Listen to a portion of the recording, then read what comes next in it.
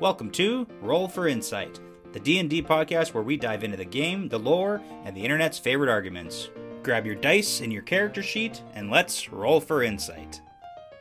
Hello, welcome to Roll for Insight. In this episode, we're going to be talking about the Find Familiar spell of the 2024 D&D Player's Handbook. Find Familiar is a level 1 conjuration spell for wizards. It is a very popular spell and one of my personal favorites, because who doesn't love having a minion or a pet or a best friend? Now, this spell comes with artwork in the Player's Handbook with the caption, "Spirits summoned by Find Familiar take forms inspired by the mages who conjure them." And we've got an image of a smart-looking owl front and center in a sort of top hat and cape or hood. We've got a yellow sort of frilled lizard-looking creature on the left, a bright green weasel with its arms crossed in a no-nonsense pose, and then some terrifying giant red eyeball spider hybrid down in front. I'm really digging the owl vibe, but not loving the spider. So in this episode, we will cover the description of the spell from the Player's Handbook. We'll review some gameplay uses and examples you can bring to your table for how to use the spell. We'll pull some great and not so great ideas from the internet discussion boards about this spell. And we'll end with some fun fact information about Find Familiar. Now, jumping into the first topic, spell details. This is a level 1 conjuration spell for wizards. It has a casting time of 1 hour, or it can be cast as a ritual. The range is 10 feet. The components are verbal, somatic, and material. The material component is burning incense worth 10 plus gold pieces, which the spell consumes, and the duration is instantaneous. You gain the service of a familiar, a spirit that takes an animal form you choose: bat, cat, frog, hawk, lizard, octopus, owl, rat, raven, spider, weasel, or another beast that has a challenge rating of 0. Appearing in an unoccupied space within range, the familiar has the statistics of the chosen form, though it is a celestial, fey, or fiend instead of a beast. Your familiar acts independently of you, but it obeys your commands. Telepathic connection. While your familiar is within 100 feet of you, you can communicate with it telepathically. Additionally, as a bonus action, you can see through the familiar's eyes and hear what it hears until the start of your next turn, gaining the benefits of any special senses it has. Finally, when you cast a spell with a range of touch, your familiar can deliver the touch. Your familiar must be within 100 feet of you, and it must take a reaction to deliver the touch when you cast the spell. Combat. The familiar is an ally to you and your allies. It rolls its own initiative and acts on its own turn. A familiar can't attack, but it can take other actions as normal. Disappearance of the familiar. When the familiar drops to 0 hit points, it disappears. It reappears after you cast this spell again. As a magic action, you can temporarily dismiss the familiar to a pocket dimension. Alternatively, you can dismiss it forever. As a magic action, while it is temporarily dismissed, you can cause it to reappear in an unoccupied space within 30 feet of you. Whenever the familiar drops to 0 hit points or disappears into the pocket dimension, it leaves behind in its space anything it was wearing or carrying. One familiar only. You can't have more than one familiar at a time. If you cast this spell while you have a familiar, you instead cause it to adopt a new eligible form. Now, to clarify a few things from the spell description, casting this spell as a ritual increases the cast time by 10 minutes. So you're looking at 1 hour, 10 minutes versus 1 hour and a spell slot. So there is rarely a reason to cast it with a spell slot as a wizard. However, you may be in a situation where you only have 1 hour and do not have the hour 10 minutes required to cast it as a ritual. Please note that with this cast time, it definitely is not a combat spell. You must cast it in your downtime and have the familiar active. Now, there are other classes who gain access to this spell and don't have ritual casting like wizards, so they must use a spell slot. Now, it is possible that your character is locked in a cell and doesn't have access to their spellbook to cast it as a ritual, but you do have the spell slot and an hour to cast it within 10 feet of you, which can be handy in some situations. However, keep in mind you also need the 10 gold pieces worth of incense on every cast. That can also be a barrier at very low levels, but typically negligible later on. Now, getting into the next section here with gameplay uses. Find Familiar is a great spell and great for utility purposes, and it has limited use in combat that sometimes does depend on DM discretion. But before we get into combat, let's talk about the benefits of summoning the Familiar as either a Celestial, a Fae, or a Fiend. So from what I can tell, it seems to be mostly a flavor detail with a few exceptions. There is not a lot of functional differences between the three, however, there are a few things to note. So generally speaking, Celestials are of the good alignment, Fae of the neutral, and Fiend of the evil alignments. Even if the Familiar's general creature alignment is different than yours, there's nothing in the spell description that says it rebels against you. It does specifically obey your commands. You may want to choose the creature type based on your own alignment, but again, that's more flavor than anything. Now, there are several abilities that can affect Celestials, Fae, and Fiends. For example, some subclasses have abilities that can detect certain creature types,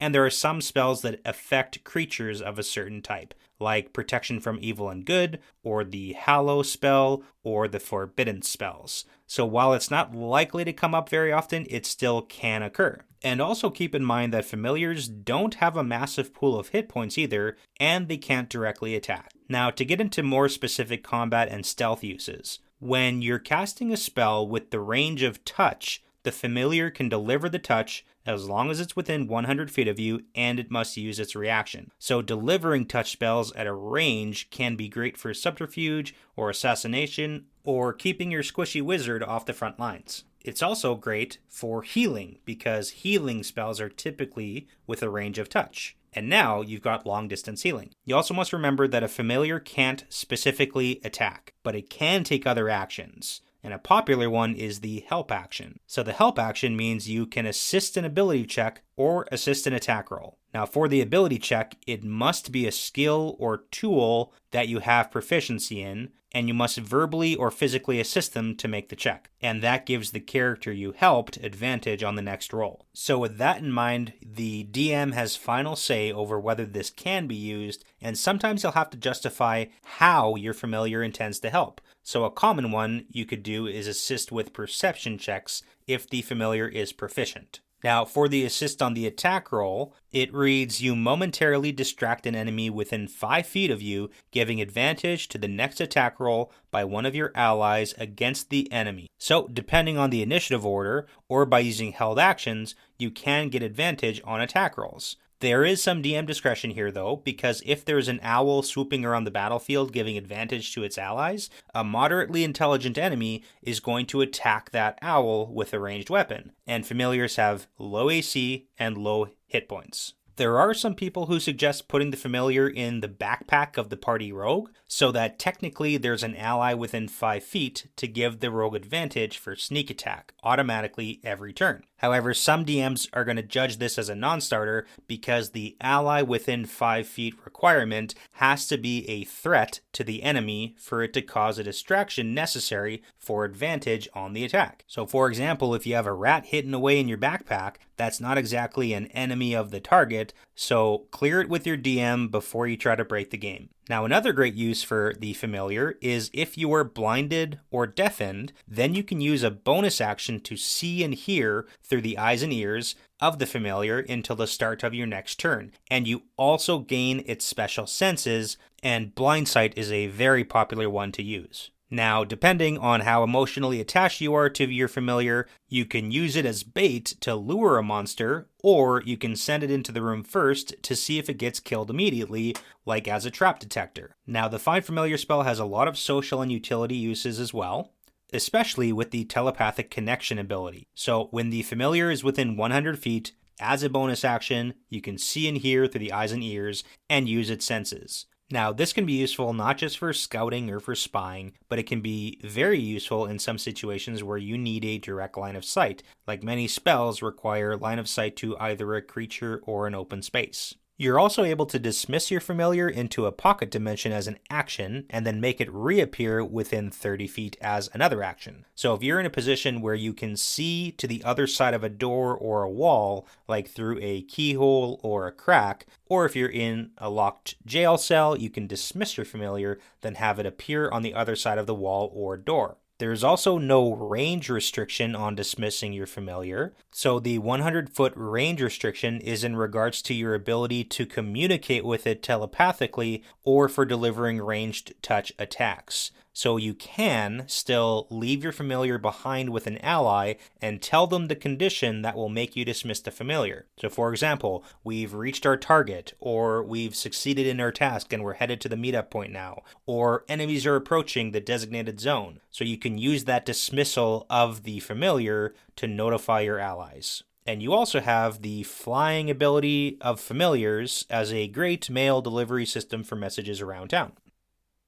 Now, in the next section here, we're going to go over the benefits of the different forms and some of the abilities and stats. So keep in mind, these are all challenge rating 0 creatures. They are not independently strong creatures, and they all pretty much have an armor class between 10 to 14 and 1 to 3 hit points, so they're not built to withstand a lot. So for the first category of creatures, we've got the flyers. We've got the owl, the bat, the hawk, and the raven. Now the owl is a great scouting option, and it's one of the most popular choices. It's got a flight speed of 60 feet. Its skills are perception with a +5 and stealth with a +5. Its senses, it has 120-foot dark vision and a passive perception of 15. And the trait that makes it such a popular choice is called flyby. So it states that it does not provoke opportunity attacks when it flies out of the enemy's reach. So it's a very popular choice to use the help action to get advantage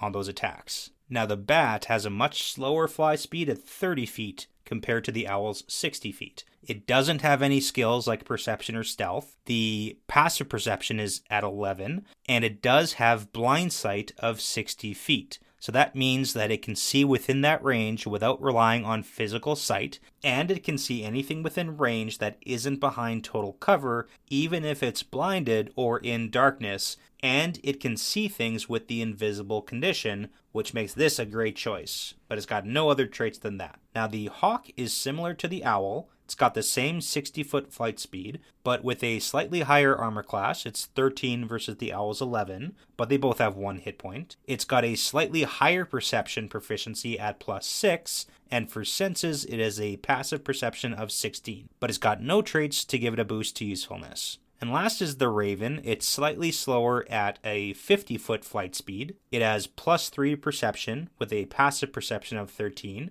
and its notable feature is the trait mimicry. So the raven can mimic simple sounds it has heard, such as a whisper or chitter. The hearer can discern the sounds are imitations with a successful DC 10 wisdom or insight check. Now this can be helpful for distractions or for giving a bit of a kick to some of the lower level illusion spells like minor illusion. Now on to the non-flying creatures. We've got the cat, lizard, rat, spider, and weasel. Now for the cat, it's got a 40-foot movement speed and a 40-foot climbing speed.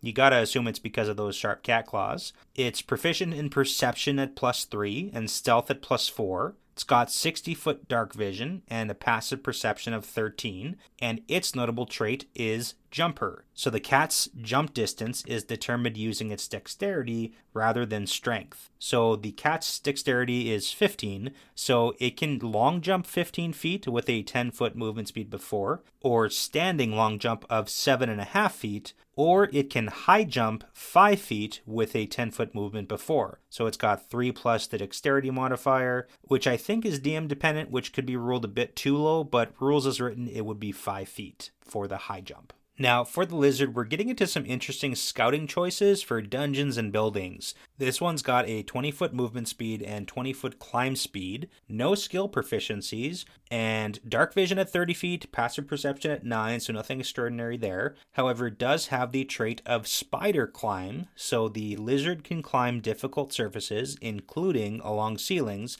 without needing to make an ability check. So, situationally, very useful. Now, the rat also has a 20-foot movement speed and 20-foot climb speed, the same as the lizard. However, it has perception proficiency at +2, dark vision of 30 feet, and passive perception at 12, and its trait is agile, so the rat doesn't provoke opportunity attacks when it moves out of the enemy's reach, so similar to the owl with flyby. Now, the spider also has 20-foot movement speed and 20-foot climb speed. Its stealth is at +4, dark vision 30 feet, passive perception of 10, and there are 2 notable traits. The first is spider climb, so the spider can climb difficult surfaces, including along ceilings, without needing to make an ability check, just like the lizard. But it also has web walker, so the spider ignores movement restrictions caused by webs, and the spider knows the location of any other creature in contact with the same web. So it has some room to be useful when you pair it up with the web spell and the like,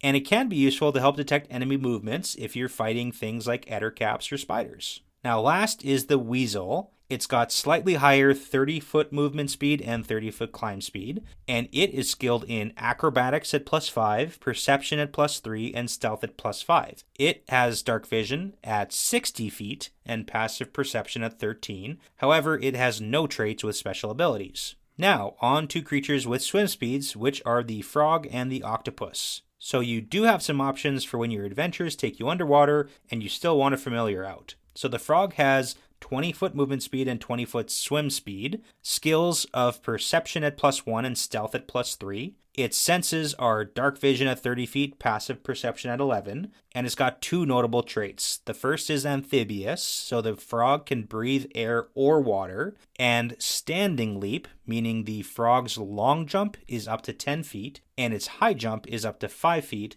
with or without a running start. And last, the octopus. And it's the toughest at a whopping 3 hit points of the ones that are listed here. It's got a 5-foot movement and a 30-foot swim speed, so primarily a swimmer. Its skills are perception of +2 and stealth at +6, dark vision of 30 feet, passive perception of 12, and 2 notable traits. The first is compression. So the octopus can move through space as narrow as 1 inch without expending extra movement to do so. So that is a great scouting tool. And water breathing as the second trait. The octopus can only breathe underwater. Now, it has 1 reaction. The octopus is able to use ink cloud as a reaction once per day. There's a trigger for it. A creature ends its turn within 5 feet of the octopus while underwater, and the response is the octopus releases ink that fills a 5-foot cube centered on itself, and the octopus moves up to its swim speed. So the cube is heavily obscured for 1 minute, or until a strong current or similar effect disperses the ink. Now, there's a few other creatures with a challenge rating 0 that are in the player's handbook. So we've got the badger, crab, goat, and scorpion. So the badger has 5 hit points.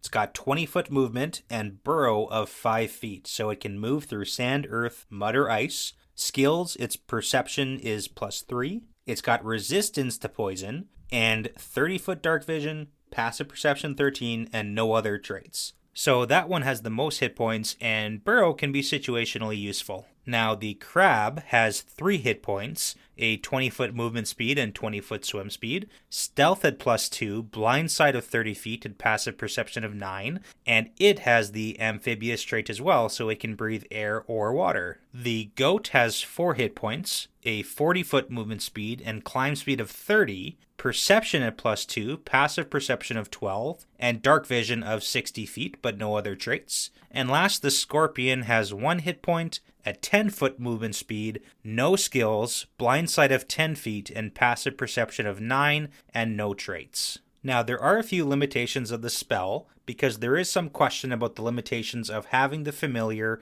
appear in a spot. So the spell description states, appearing in an unoccupied space within range, which may seem like you do not need to see the location of where it will appear. So hypothetically, you could have it appear on the other side of a wall, even if you can't see that space. However, it should follow the rule for spellcasting, a clear path to the target, which states to target something with a spell, a caster must have a clear path to it, so it can't be behind total cover. So you do need to have sight of where the familiar is appearing. Now on to the next topic here. There are some great ideas from the internet on how to use Find Familiar. So here's a few suggestions. If you have a ring of spell storing, you can load a few casts of Find Familiar into it and then give it to your party members so they can have their very own familiars. Same with giving it to an NPC for a similar purpose. There's also a suggestion that you can have makeshift flight, so you could have a druid shapeshift into something small like a mouse, or a caster with polymorph, and then have your familiar carry you to where you need to go. There are a few topics on whether you're going to be using the familiar to spy or scout, and you need to consider what type of creature you're using for the location that you're in. So does it have the, oh, it's just a blank factor? So in a dungeon, bats and rats and spiders all might seem inconspicuous, but some creatures might be more likely to be attacked on the spot or to attract attention depending on where they are. A couple other important notes from the internet. So blind sight granted by familiars, so especially the bat, but paired with flying speed for most situations, is incredibly useful and shouldn't be understated. So it's great to have a low-level invisibility detector, and blind sight can beat visual illusions. So if the physical shape isn't matching what is detected through blind sight, you can narrow down probabilities of illusions. Now keep in mind, don't get tied to just one form for your familiar. Switch it up and use them as the situation demands. You're only limited by casting time with the ritual spell as a wizard, and gold, which is 10 gold pieces. Now, depending on the DM, as the saying goes, flavor is free, so you can dress your familiar up in whatever fashion you want. So as per the artwork that we get in the player's handbook. And the important thing to keep consistent is the combination of skills, senses, and traits available to a challenge rating 0 creature. So if you want your spider to be the one-eyed abomination, then you can go for that. Now, you also don't want to underestimate the use of touch spells. Since many healing spells are touch, you can give your familiar to the party tank, and boom, now heals are available at 100 feet. There are also some pretty wild suggestions on the internet for what you should try with this spell, but I'd recommend checking with your DM first, because again, the standard rule is, this is a level 1 spell, so have it do things that are of a relative strength to other level 1 spells. Because you might just drive your DM crazy by trying to convince them to let you have a familiar fly 500 feet in the air with a pebble and drop it on an enemy for max bludgeoning damage, and there's a lot of reasons why this doesn't work and shouldn't work, but you also don't want your DM to start doing this sort of thing to your character. So use at your discretion. Now on to the last topic for today, fun fact information about the Find Familiar spell. So, familiars have been a part of the game since the very beginning, and they appeared in the original 1974 edition of the game. Now, in the original and the second edition of D&D, familiars were typically summoned by the Find Familiar spell. Then, in D&D 3 and 3.5, it changed. So, wizards and sorcerers have an ability called Summon Familiar, so instead of it being a spell. And it's a much stronger and more permanent version of the Find Familiar spell in 5e and later, and it's a normal animal that gains new powers and abilities and becomes a magical beast when it's summoned into service by a sorcerer or wizard. Then in 4th edition, they made it more broadly available to arcane classes through the Arcane Familiar feat, and you could customize it through additional feats. Then the 5th edition returned it in large part to the Find Familiar spell. Now, to wrap things up for today, there are other challenge rating 0 beasts from the monster manual that you can choose for your familiar. There is the baboon, the deer, eagle, giant fire beetle, hyena, jackal, piranha, seahorse, and vulture. So of these, notably,